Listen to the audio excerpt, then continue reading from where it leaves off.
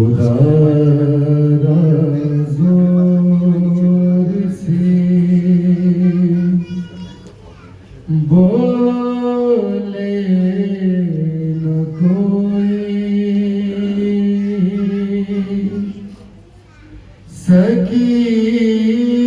سکینہ سو رہی ہے سنائی کس نے کہا بالوں نے اٹھو شہزادی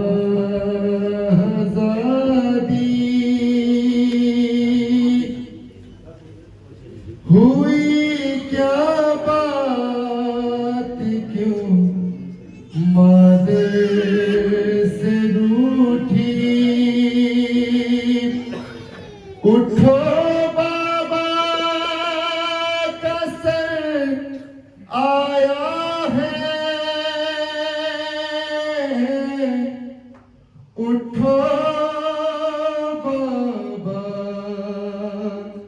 کا سر آیا ہے مگر زندہ کی ہر دیوار بولی سکینہ سو رہی ہے سنائی کس نے تمہارے گوشوارے مل گئے ہیں در زندان سارے کھل گئے ہیں رہائی مل گئی جاتی ہوں گھر کو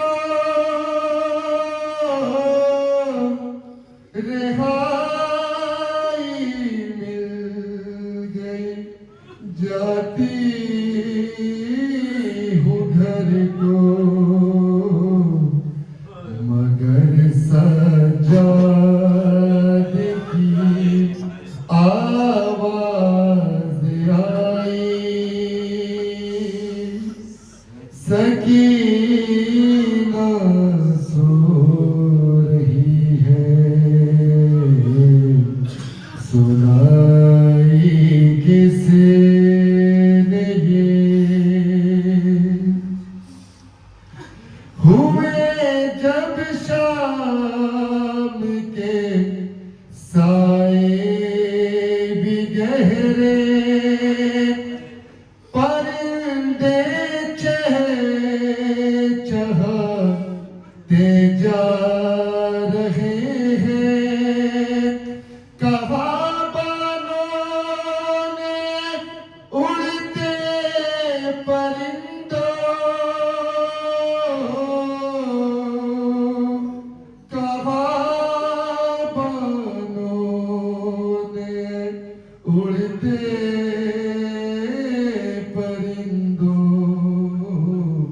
صدائے روک لو کچھ دیر اپنی سکینہ سو رہی ہے سنائی کس نے ناب مارے گا کوئی بھی تماچے نہ ہوں گے پھر سے یہ رخسار نیلے گلا باندھا نہ جائے گا رسن میں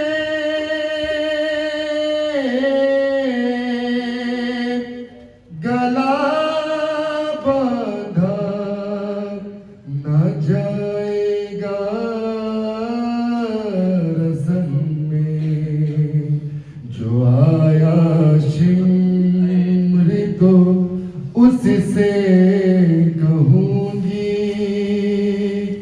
سکینہ سو رہی ہے، سنائی کس نے یہ زندہ میں لوری، سکینہ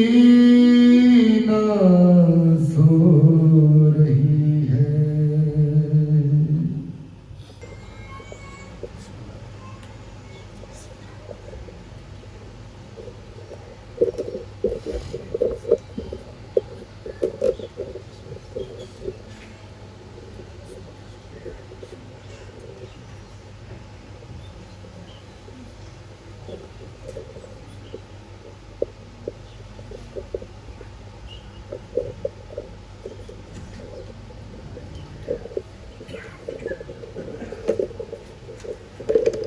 لا حول ولا قوة إلا بالله العلي العظيم.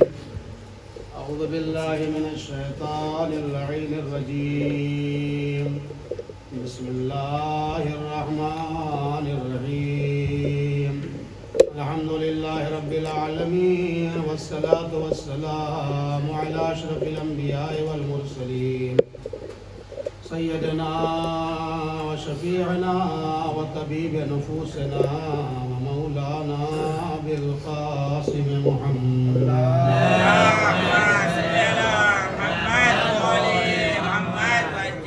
وعلى آل بيته الطيبين الطاهرين المعصومين المظلومين المنتخبين المنتجبين الغر الميامين، ولعنة الله على أعدائهم غاصب حقوقهم أجمعين. أما بعد، فقد قال الإمام جعفر الصادق عليه السلام: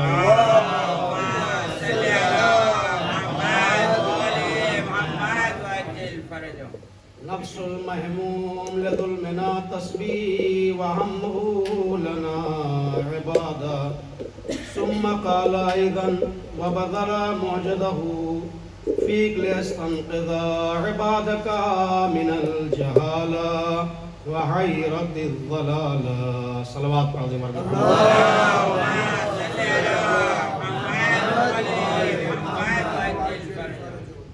آج کا وقت بہت محدود ہے میرے پاس، چونکہ آپ لوگوں کو معذر بھی تناول فرمانا ہے، اس کے بعد جلوسہ اعزاء میں شرکت کرنی ہے، اس لیے 30 منٹ کا جو ٹائم ہے انشاءاللہ اس کے اندر اپنی گفتگو کو تمام کر دوں گا. کل آپ کی گفتگو اس اختتام کی منزلوں تک پہنچی تھی کہ پروردگار عالم ایک دعا کا مطالبہ بار بار کرتا ہے کہ اس دعا کو ہمیں مانگنا چاہیے، اور نہ صرف یہ کہ مانگنا چاہیے بلکہ اس دعا کا مانگنا واجب ہے. لاکھوں کروڑوں دعاؤں میں کسی بھی دعا کا مانگنا واجب اور لازم نہیں ہے، صرف ایک دعا ایسی ہے کہ جس کا مانگنا انسان کے اوپر واجب اور لازم ہے. صلوات پڑھ دیں محمد.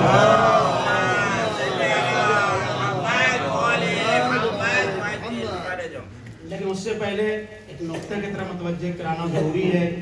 اذان جو بھی ہو رہی تھی، بہت سارے لوگ ممکن ہے متوجہ نہ ہوں، لیکن اذان کا کہنا بھی ثواب ہے.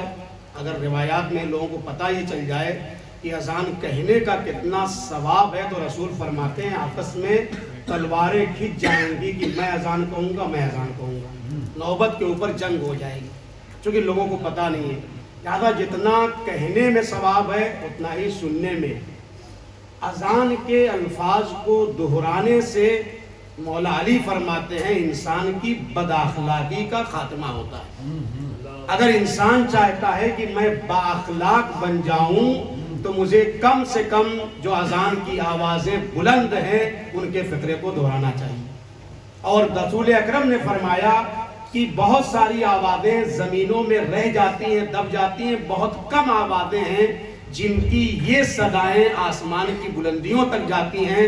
ان میں سے ایک صدائے اذان ہے کہ جس کی محدودیت زمین تک نہیں ہے، بلکہ اذان کا کہنے والا، ان کے الفاظ کا دہرانے والا اہل آسمانوں میں اس کا شمار ہو جاتا ہے. صلوات پڑھ دیں.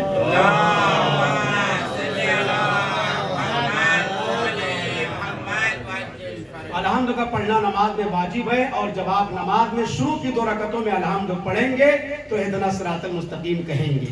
जब इहदिना सिरातल मुस्तकीम कहेंगे, इसका मतलब यह है हिदायत की दुआ एक ऐसी दुआ है जिसका मांगना 24 घंटे में 10 मरतबा वाजिब है।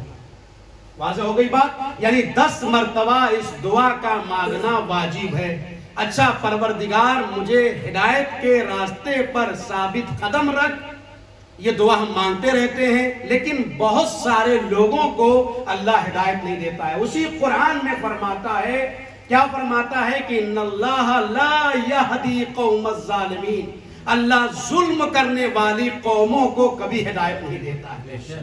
अब आप देख लें दुनिया में जमात के लिहाज से हमारे यहाँ ये मसले शरई नहीं है, ये उनके यहाँ है कि कहीं से भी आप शरीक हो जाएं। इसलिए जब मक्के में जमात होती है, आप देखें जो जो अपनी होटल के आगे है वहीं से नियत कर लेता है और मक्के की जमात में शामिल हो जाता है। इत्तिसाल की कैद नहीं है, हमारे मजहब में इत्तिसाल की कैद है। लेकिन सबसे बड़ी जमात जो मक्के के अंदर होती है, हर तरफ से खाने खुदा के दरमियान, तो वो भी तो ये दुआ मांगते हैं, परवरदिगार इहदिना सिरातल मुस्तकीम। ये जितनी मर्तबा खाने काबा के पास खड़े होके कहते हैं परवरदिगार मुझे सीधा रास्ता दिखा दे, अल्लाह की दूसरी आयत आवाज देती है इन्नल्लाह ला यहदी कौमज़ ज़ालिमीन, जालिम कौम की अल्लाह हिदायत कर ही नहीं सकता है। सलवात पढ़ने पर मोहम्मद वाले। लिहाजा कहीं कहीं जगह का मेयार नहीं है, बात नियतों की है और एतकादात की है। जो इस ज़ियारत में जो आप पढ़ेंगे अरबईन के दिन इंशाअल्लाह, इसी ज़ियारत के ये फिक्रे हैं। इमाम फरमाते हैं लियस्तनक़िज़ा इबादका मिनल जहाला व हैरतिज़ ज़लाला, गुमराही के घटाटोप अंधेरों से निकाल के रोशनी की तरफ लाने का नाम करबला है। जिस सरजमीन पर आप बैठे हैं, सरकार सैयदुश्शुहदा की कुर्बानी का एक मकसद ये भी है कि इंसान को जहालत से निकाल के रोशनी की तरफ लाया जाए, जलालत से निकाल कर गुमराही से निकाल कर हिदायत की तरफ लाया जाए। अब हिदायत कैसे पाएंगे? जो लोग हिदायत पा चुके हैं उनको हिदायत पे बका की दुआ करना। इसीलिए हमारे फिक़्ह के अंदर अलहम्द के तमाम करने के बाद मजहब कहता है इलाही यामीन अगर कह दिया तो नमाज बातिल हो जाएगी। क्यों? इसलिए कि जिन लोगों को हिदायत का रास्ता सिराते मुस्तकीम मिल चुका है वो बका की दुआ करते हैं, जिनको नहीं मिलता है वो पाने की दुआ करते हैं। सलवात पढ़ने पर मोहम्मद वालों। और कुरान से एक फजीलत अहले बैत इमाम का नुक्ता आपकी खिदमत में अर्ज करूं।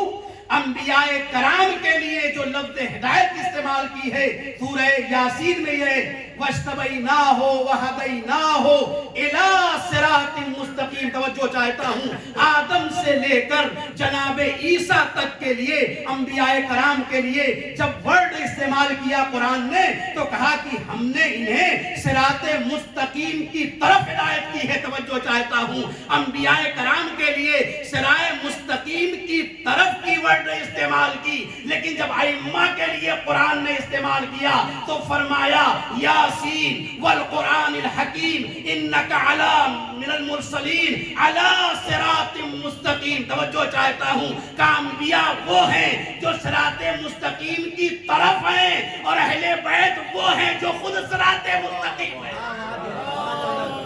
सलावत पढ़ने पर मोहम्मद वाले।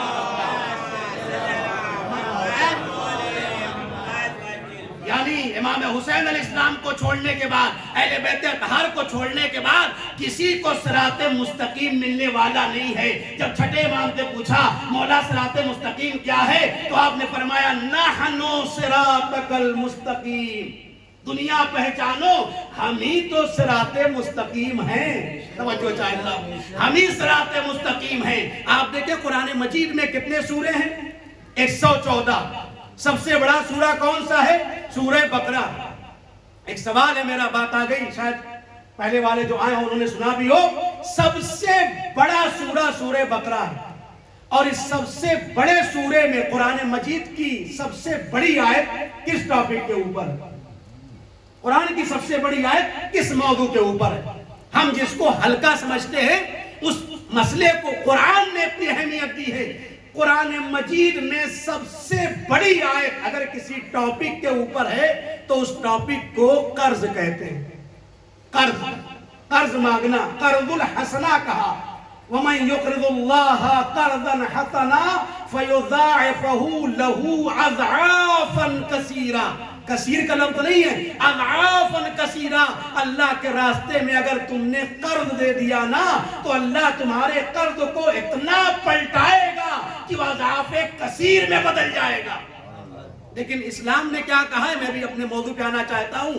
ابھی تو پورے قرآن مجید میں 29 سورے ایسے ہیں کہ جس میں حروف مقطعات کا استعمال ہے. قاف، نون، الف لام میم، کاف ہا یا عین صاد. یہ آپ نے سنا ہوگا، پڑھا ہوگا. قرآن ماشاءاللہ پڑھتے رہتے ہیں اور پڑھنا بھی چاہیے ایک شیعہ کو.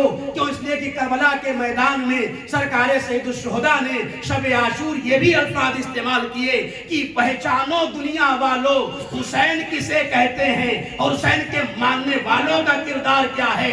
صرف حبیب نے مظاہر کے لیے لکھے ہیں کہ آپ قرآن مجید کی تلاوت شبوں میں کرتے تھے. بعض شہیدوں کے لیے لکھا ہے اور امام نے خود فرمایا انا وحب الصلاة وتلاوت القرآن والدعاء والاستغفار لا. حسین اس شخصیت کا نام ہے جسے تلاوت قرآن پسند ہے، جسے نماز کی تلاوت پسند ہے، جسے توبہ کرنا پسند ہے، جسے استغفار کرنا پسند ہے. اگر ہم حسینی بننا چاہتے ہیں، ہمارا رابطہ سجدوں سے بھی ہو، تلاوت قرآن سے بھی ہو، دعاؤں سے بھی ہو، توبہ اور استغفار سے بھی ہو. یاد رکھنا کچھ لوگوں نے قرآن لے لیا، اہل بیت کو چھوڑ دیا. بعض لوگوں نے اہل بیت کو لے لیا، قرآن کو چھوڑ دیا.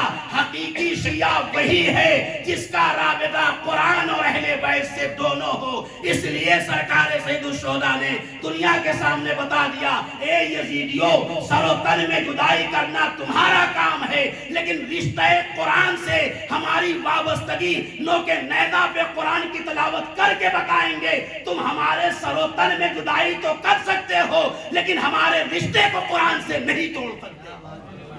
صلوات پڑھنے پر محمد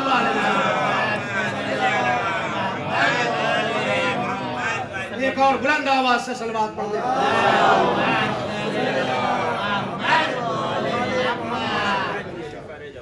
ایک اور بلند آواز سے صلوات پڑھنے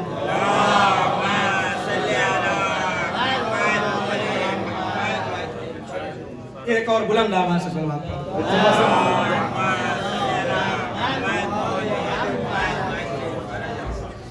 لہذا میں ایک بات کو عرض کر دوں، سب سے بڑی آیت قرآن مجید کی قرض کے اوپر ہے. لیکن کیا ہوتا ہے، قرآن کہتا ہے یہ قرض حسنہ ہے، ہم کیا کہتے ہیں؟ بڑا مشکل زمانہ آ گیا ہے. حقیقت نہیں ہے، جب آپ کے پاس کوئی قرض آتا ہے مانگنے کے لیے اور آپ نے دے دیا، اور جب آپ نے پلٹ کر کے اس سے مانگا بھائی جو قرض لیا تھا واپس کرو، تو وہ ہنس کے ڈال دیتا ہے. اس کا نام رکھ دیا ہے قرض حسنہ، ہنسنے والا قرض. اور جو کر رہے ہیں کہ واقعا ایسا ہی ہے. بہت لوگ گھبراتے ہیں. اسلام نے کبھی نہیں کہا ہے کہ تم قرض لو، لیکن کہیں کہیں کہا. اچھا جہاں کہا ہے وہاں نہیں مانگتے ہیں، وہاں ہمیں اعتبار نہیں، وہاں ہمارا عقیدہ بہت سست ضعیف ہے. اور جہاں نہیں کہا ہے وہاں بڑا قوت بازو پہ بھروسہ ہے. اپنے بازوؤں کو دیکھتے ہیں، ارے اللہ نے حیات دیے، صحت دیے، تندرستی، مانگ لو ادا کر دیا جائے گا. مکان نہیں ہے خرید لیں گے، پیسہ لے لو، قرض لے لو، خرید کر کے بعد میں اس کو دے دیں گے. تجارت کے لیے ہم نے قرض لے لیا، فلاں چیز کے لیے ہم نے قرض لیا. کیا واقعا مذہب نے ان جگہوں پر کہا ہے یا کسی امام نے وعدہ کیا ہے؟ نہیں کیا ہے نا. لیکن جہاں امام نے قرض کے لیے کہا ہے کہ میں ضامن ہوں، تم قرض لو اور اس کام کو کرو، تمہاری ذمہ داری نہیں ہے، میں اسی سال فی سنۃ واحدہ تمہارے قرض کو نہیں پلٹاؤں گا، اس سے زیادہ اضافاً کثیرہ پلٹاؤں گا. وہاں ہم سوچتے ہیں پتہ نہیں دے پائیں گے یا نہیں دے پائیں گے. یہ عدم معرفت کی بات ہے کہ نہیں ہے؟ عزیزوں میں بڑی معذرت کے ساتھ علماء بیٹھے ہوئے ہیں. یہ مولانا لوگ کیوں آپس میں لڑتے ہیں؟ یہ لڑنے کی کیا وجہ ہے؟ یہ چونچ کیوں لڑاتے ہیں ہماری صنف کو لے؟ دیکھیے یہ اسلام نے کہا تھا، ہم نے قوانین کو توڑ دیا.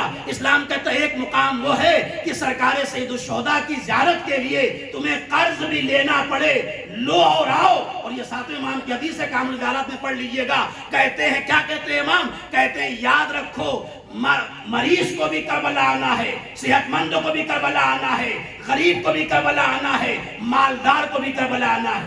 مولا غریب کیسا آئے گا؟ امام نے اس کے سارے راستے بتائے ہیں. ایک آیا پریشانی کی، شکایت کی، مولا میرے پاس مال نہیں ہے، کچھ نہیں ہے، بزنس نہیں چل رہا ہے، کیا کروں مولا؟ کہا تم صدقہ نکال دو. وہ ہنسنے لگا، کہا مولا میرے پاس مال نہیں ہے اور آپ کہہ رہے صدقہ نکال دو. کہا کچھ تو ہے جو تمہارے پاس ہے، تم نکالو بالنیت الصادقہ وقلوب الطاہرہ. اس منزل میں جا کے تم نکالو. صدقہ نکالنا تمہارا کام ہے، مال و جواہرات سے آمادہ کرنا یہ ہمارے اہل بیت کا کام ہے. صلوات پڑھ دے محمد.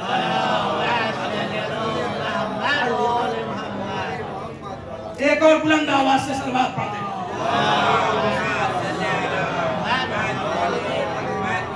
یہ بہت تیزی سے ٹائم جا رہا ہے، مجھے 30 منٹ کا جو ٹائم ہے اس کے اندر ختم کرنا ہے. اب آپ دیکھیے گا کہاں قرض کا ہے. کہا بقرعید کے قربانی کے لیے تم قرض لو، مستحب ہے، چاہے 70 لوگ مل کے قرض لے کر کے قربانی کرو.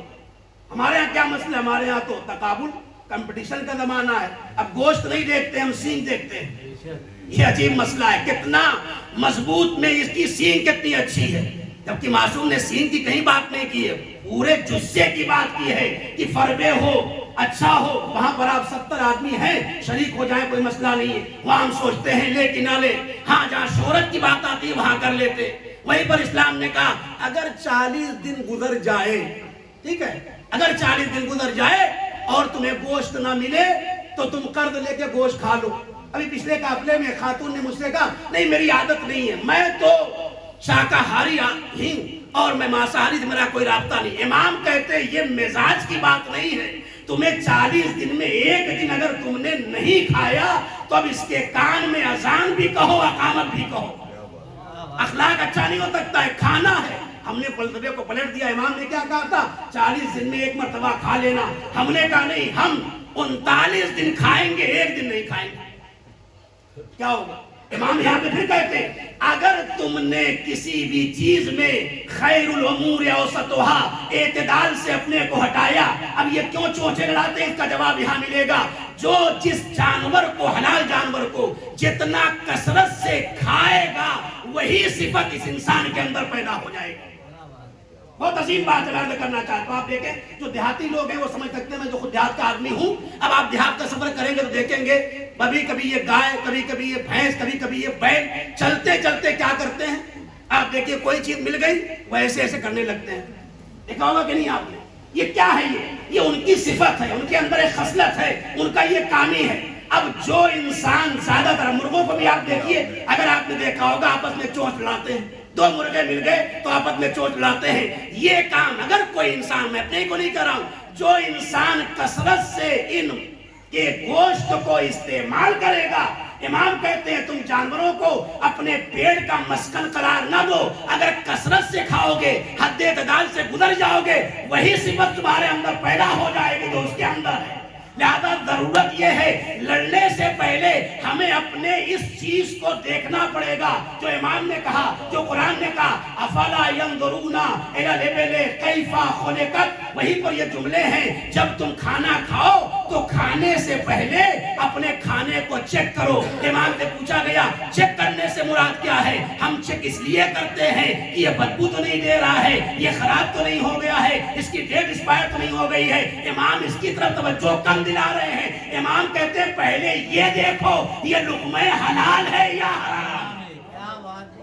ہو سکتا ہے بہت فریش چیز سامنے رکھی ہو لیکن مذہب نے کہہ دیا. اور آپ کتنا سونا چاہتے ہیں، کتنا کھانا چاہتے ہیں، کتنا جاگنا چاہتے ہیں، مذہب نے کوئی آپ کے سامنے تھرمامیٹر معین نہیں کیا ہے. لیکن جب امام سے پوچھا گیا مولا یہ بتائیے مجھے کتنا کھانا چاہیے، ایسے بھی کہا گیا ہے کھانا کم کھاؤ، سونا کم کرو، بولو کم. یہ سب مذہب کے اصول اور آداب ہیں جو ہمارے تک پہنچتے ہیں. اب آپ جملہ سنیے گا، کھانے کا کیا مطلب ہے؟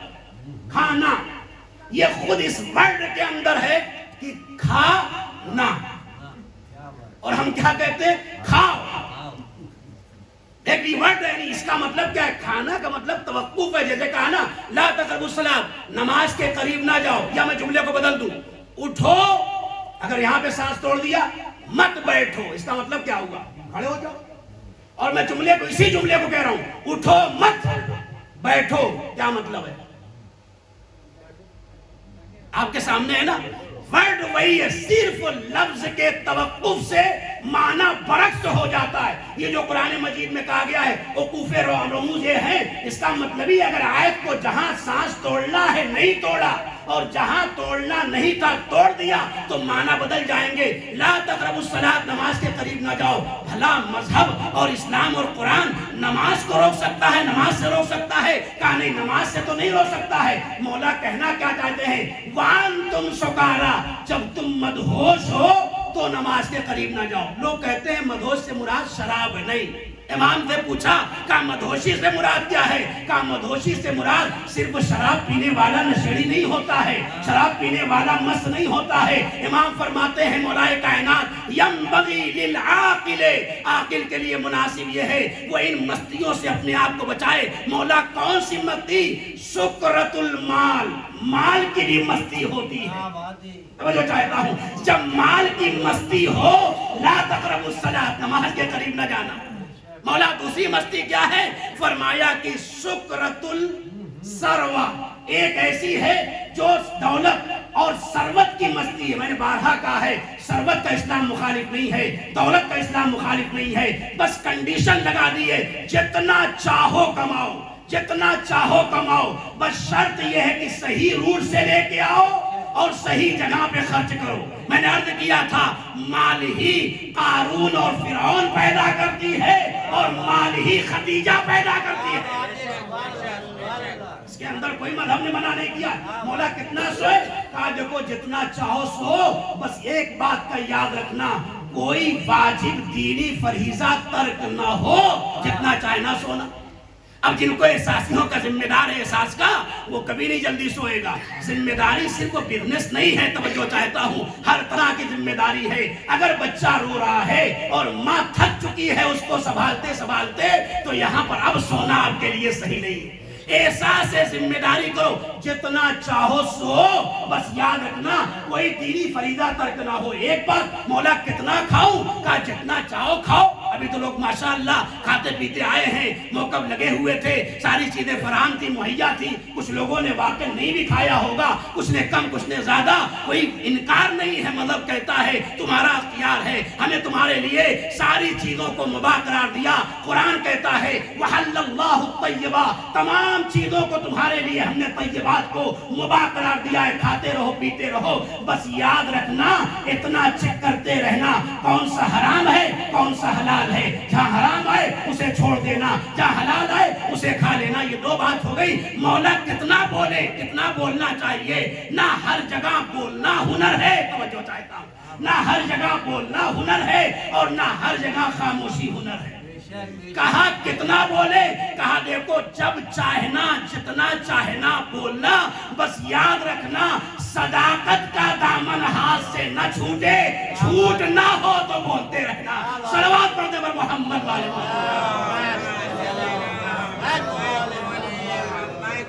سکرت المال. اس کے بعد امام کیا فرماتے ہیں؟ یہ سکرت المال ہو گیا. سکرت النوم، سونے کی مستی ہے. نماز صبح کے لیے اٹھ جانا یہ کمال کردار ہے. اچھا بہت لوگ ہوتے ہیں اتفاقی ہو گیا، میری نماز قضا ہو گئی. اتفاقی نہیں، اللہ کے یہاں کہا مذہب نے کہا چیک کرو اور ان آیتوں کو پڑھ کے سو. انی انا بشر مثلکم یوحا، یہ فرشتوں کی ڈیوٹی ہے، آپ کو جگائیں گی. روایات میں امام کہتے جو اس آیت کو پڑھ کے سوئے گا ناممکن ہے کہ اس کو جگایا نہ جائے. یہ اور بات ہے، شیطان 2-3 مرتبہ پلٹ کے آتا ہے. ایک بار کہتا ہے گھڑی دیکھا کہ ابھی تو 1.5 گھنٹے کا ٹائم ہے، تھوڑا سا آرام کر لے اس کے بعد اٹھ جانا. یہ سب شیطانی اس وساط یوسوس فی صدور الناس من الجنۃ والناس. اب یہ کوئی بھی ہو سکتا ہے مذہب میں، لہذا مذہب نے یہاں پر روک دیا نہیں. پہلی صدائے آواز کو سننے کے بعد جو آنکھ کھل گئی ہے، جو فرشتوں نے بیدار کیا ہے، اٹھ جانا. تو سکرت النوم، سکرت المال، یہ 2 طرح کا مدوشی ہوئی. اس کے بعد امام نے فرمایا تیسری مدوشی کیا ہے، مستی کیا ہے؟ فرمایا سکرت الجاہ، منصب کی مستی. یہ کربلا کا واقعہ جو اس ملعون نے عمر سعد نے اپنے خون اپنے ہاتھوں کو سرکار سید الشہداء کے خون سے رنگین کیا، یہ کیا تھا؟ یہ شکرۃ الجاہ تھا، منصب کے لیے مجھے رائے کی حکومت ملنے والی ہے۔ یہ ابن ملجم مولا کا شروع میں دوست تھا، کوئی عورت کے پیچھے مرا، کوئی جا کر کے واسلے جہنم مال کے پیچھے گیا۔ یہ زبیر ابن عوام کون تھا؟ یہ مولا کائنات کے ہمیشہ ساتھ رہا اور خاص طریقے سے ثقیفہ میں زبردست مولا کائنات کی حمایت کی، لیکن جب مولا کائنات کہ اس ملعونوں کی حکومتیں آئیں، ان لوگوں نے اس کا وظیفہ، اس کا الرشف اس کو بڑھا دیا اور بہت زیادہ اس کو ملتا رہا تو بڑا خوش ہوا، اور جب مولا حکومت پہ آئے تو اس کا حق گھٹایا، کہا جو تمہارا حق ہے اتنا ہی ملے گا، حق سے زیادہ ہم دینے والے نہیں ہیں۔ اب یہاں سے مخالف ہو گیا۔ آپ دیکھیں جس نے جگہ جگہ امیر المومنین کا ساتھ دیا ہے اسے زبیر بن عوام کہتے ہیں، لیکن صرف ایک وظیفے کی بنیاد پر جس نے امیر المومنین کو چھوڑ دیا اسی کو زبیر کہتے ہیں۔ کہا یہ بھی شکرہ ہے، کبھی شکرۃ المال ہے، کبھی شکرۃ الجاہ ہے، کبھی شکرۃ المال ہے۔ یہ سارے مستیوں کو ہٹا دو، پھر مصلی عبادت پر آ جاؤ، ہم نماز کو معراج بنا دیں گے۔ صلوات پڑھ دے پر محمد بس عزیزو وقت تمام ہو گیا۔ آخری واقعہ اور مسائل کی طرف میں آنا چاہتا ہوں، بلند آواز سے صلوات پڑھ دیں۔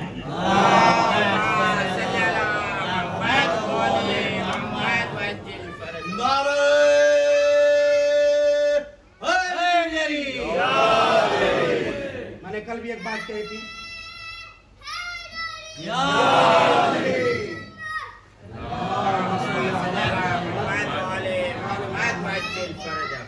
لبیک یا حسین، بلند آواز سے صلوات پڑھ دیں۔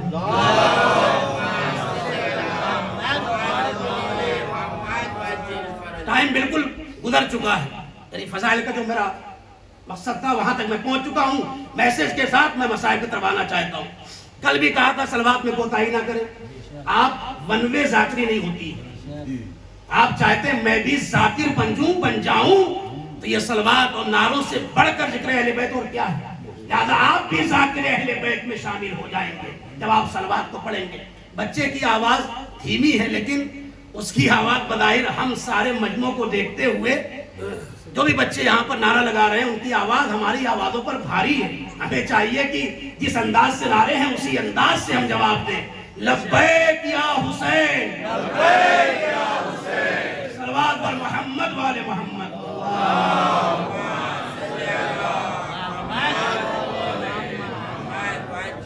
دوسرا مقصد اسی زیارت میں امام نے اصلاح امت بیان کیا تھا، یہی پر اختتام ہے۔ اب آپ دیکھیں امام نے ایک وجہ بیان کی ہے کہ میں نے جو یہ قیام کیا ہے کربلا کا، کربلا برپا کی ہے، ایک مقصد ہے امر بالمعروف نہی عن المنکر کو زندہ کرنا۔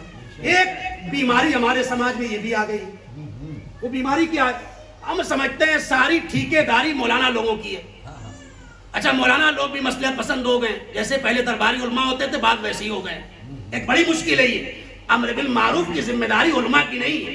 یہ اور بات ہے جن کے رتبے ہیں سوا ان کو سوا مشکل ہے۔ مذہب یہ کہتا ہے جیسے اول نمبر پر نماز ہر بالغ و عاقل پر واجب ہے، ویسے دوسرے نمبر پر روزہ، حج، زکوٰۃ، خمس، امر بالمعروف نہی عن المنکر سب پر واجب ہے۔ قوم کے کسی آپ بالغ ہیں، آپ غلط دیکھ رہے ہیں تو آپ کے اوپر واجب ہے ٹوکنا۔ ہمارے ہاں جو اصول کے اندر پڑھایا جاتا ہے ایک مسئلہ یہ بھی ہے کہ تقریر معصوم حجت ہے، یہ تقریر نہیں، اس تقریر سے مراد یہ ہے کہ ناممکن ہے، ناممکن ہے معصوم کے حضور میں کوئی کام ہو اور وہ غلط ہو اور معصوم نہ ٹوکے، یہ ناممکن ہے، ہو ہی نہیں سکتا۔ یہ مزاج عصمت کے خلاف ہے کہ امام ہو اور کوئی عمل انجام پا رہا ہو اور امام دیکھ رہا ہو نہ ٹوکے۔ ہماری ذمہ داری جب یہ آیا حکم تو رسول کے پاس یا رسول اللہ جس کو ہم ٹوکتے ہیں وہ پلٹ کے کہتا ہے جا کے اپنے کو دیکھو۔ کوئی بے نمازی ہے کہتے ہیں چلو بھائی نماز پڑھ لو، کہا بھائی تم سے کیا مطلب، تم میری قبر میں سو گے۔ آج سماج میں یہ آوازیں سننے کو ملتی ہیں۔ کوئی بے حجاب خاتون ہے، بھائی حجاب کر لیجئے۔ اب ایران میں دیکھیے کتنے مسئلے ہیں، ٹھوکا جاتا ہے تو علمائی کو پیٹ دیتی ہیں۔ کتنے متعدد شیخین کے اندر میں نے دیکھا کسی عالم دین نے بے حجاب لڑکی تھی اس کو ٹوکا، انہوں نے امامے کو اچھالنا شروع کر دیا، کہا کون ہے آپ نے ٹھیکہ لے رکھا ہے حجاب کا۔ دنیا کے سارے مسائل ہیں، کوئی شرابی ہے، کوئی کبابی ہے، کوئی کچھ ہے، مذہب میں جہاں جہاں کمیاں ہیں ہماری ذمہ داری ہے یا نہیں ہے؟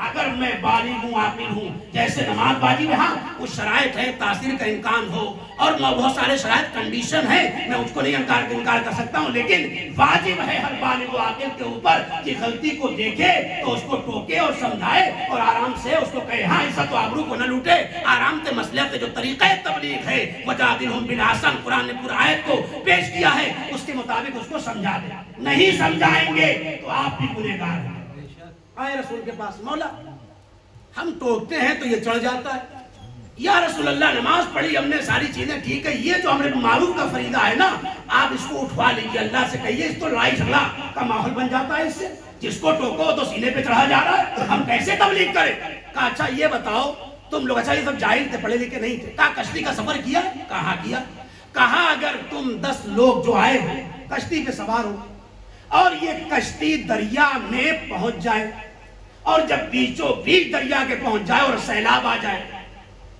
اور سیلاب سے پہلے جب یہ کشتی رما اور دبا ہو سب لوگ تم 10 لوگ ہو اپنی اپنی سیٹ پہ بیٹھے ہو ایک آدمی اپنی جگہ پہ اس کشتی میں اسلحہ نکال کے سوراخ کرنے لگے تو کیا تم 9 آدمی اس کو منع کرو گے تو انہوں نے فوراً کہا یا رسول اللہ بالکل منع کریں گے رسول نے وہی جواب دیا کہا تم سے کیا مطلب تم کہہ رہے تھے نا کہ اس کو فریضے کو اٹھا لیجئے وہی جواب دیا کہا وہ تو سوراخ اپنی جگہ کر رہا ہے نا تمہاری سیٹ کے نیچے جا کے سوراخ تو نہیں کر رہا ہے تمہارے سر پہ نیزہ نہیں مار رہا ہے نا وہ تو سوراخ اپنی جگہ پہ کر رہا ہے تم سے کیا مطلب کہا یا رسول اللہ تقاضائے عقل مندی ہوش و خرد یہی ہے ٹھیک ہے وہ سوراخ اپنی سیٹ کے نیچے کر رہا ہے لیکن جب وہ سوراخ کر دے گا کشتی میں پانی بھر جائے گا تو جب کشتی میں پانی بھرے گا تو یہ نالائق تنہا نہیں ڈوبے گا ہم سب کو لے کر ڈوب جائے گا ان الحسین مصباح الہدی و سفینۃ النجات حسین وہ کشتیہ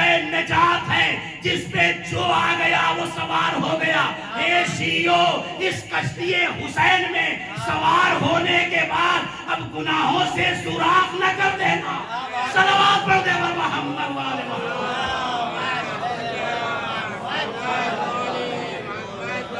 ہاں لیکن اس کشتی میں اس میں فرق ہے اس میں جو سوراخ کرے گا وہ ملعون خود ہلاک ہو جائے گا کشتی کا کچھ نہیں پڑے گا کیونکہ امام نے ضمانت لے لی ہے ان الحسین اسرا یہ وہ کشتی ہے جس کی بہت تیزی سے جانے والی ہے وعوسا اس کے اندر وسعت بھی بہت زیادہ ہے یعنی کسی امام کی یہ مثال نہیں دی گئی ہے جو سرکار سید الشہداء کی ہے لہذا پیغام یہی ہے جب کوئی انسان گناہ کے ذریعے کہیں پر ماحول کو خراب کر رہا ہو تو قوم کے ہر فرد کی ذمہ داری ہے اسے ٹوکے بھی منع بھی کرے سمجھائے بھی صلوات پڑھ دے بر محمد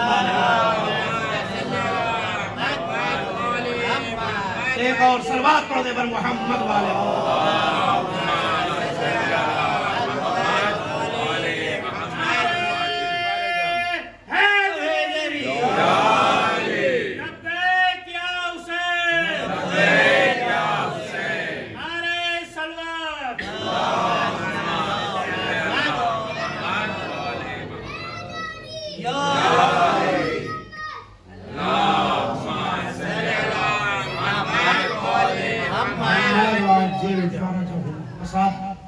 اس مقصد کے لیے حاضر ہوئے عزیزو بہت سارے بھائی دوست احباب چل کر کے آئے ہیں حقیقت میں جو چل کر کے آیا ہے عند اللہ معجور ہے اس کے ثواب کا احاطہ نہیں کر سکتے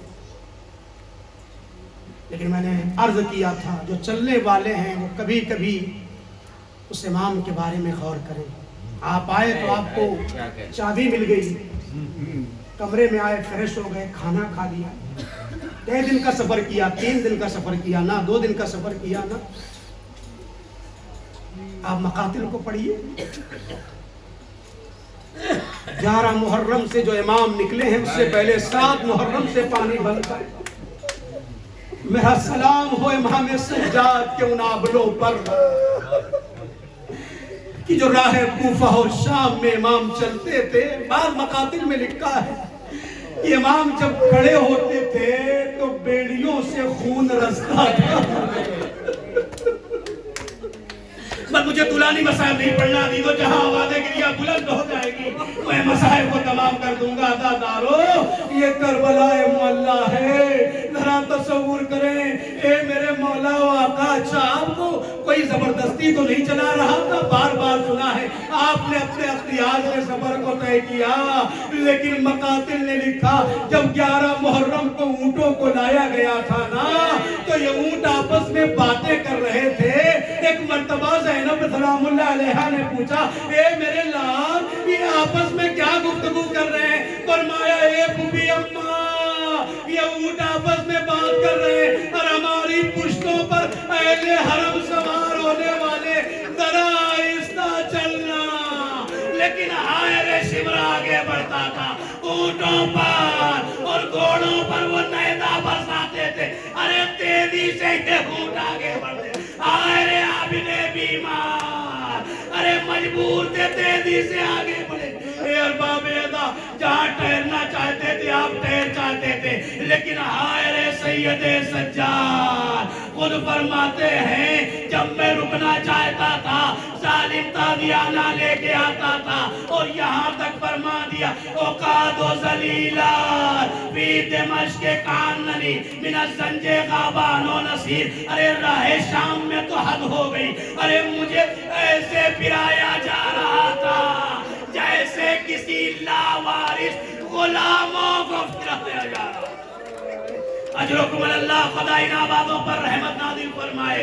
ए बीबी ज़हरा, आइए हम गुनहगारों के गुस्से को कबूल फरमाइए। बस एक रिवायत और मैं इसको तमाम कर दूंगा। ए अज़ादारों, सिर्फ इशारा करूंगा, मसाइल पढ़ूंगा बाद में कल इंशाअल्लाह। फरमाया इमाम से, मौला सबसे ज्यादा मुसीबत कहाँ पड़ी आका? तो क्या ये मुसीबत किसी बेटे के लिए कम थी?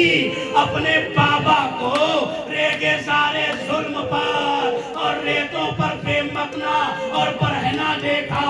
अरे सैयदे सज्जाद ने अली असगर के लाशे को देखा, अली अकबर के लाशे, ये सारी मुसीबतें करबला की इमाम भूल गए। ए मेरी माएं और मेरी बहनें, आप कदर करेंगी, अल्लाह आपकी चादरों की मुहाफ़िज़त फरमाए।